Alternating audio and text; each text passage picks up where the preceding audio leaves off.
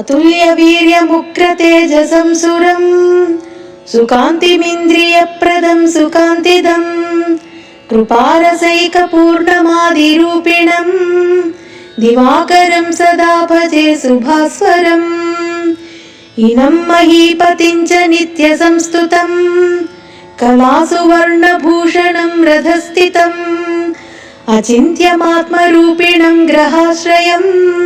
दिवाकरं सदा भजे सुभास्वरम् उषोदयं वसुप्रदं सुवर्चसं विधिप्रकाशकं कविं कृपाकरं सुशान्तमूर्तिमूर्ध्वगं जगज्ज्वलं दिवाकरं सदा भजे सुभास्वरम् ऋषिप्रपूजितं वरं वियच्चरं परं प्रभुं सरोरुहस्य वल्लभं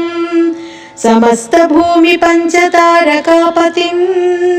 दिवाकरं सदा भजे सुभास्वरम् ग्रहाधिपं गुणान्वितं च निर्जरं सुखप्रदं शुभाशयं भयापहं हिरण्यगर्भमुत्तमं च भास्करं दिवाकरं सदा भजे सुभास्वरम् इति श्री दिवाकर पंचकम्।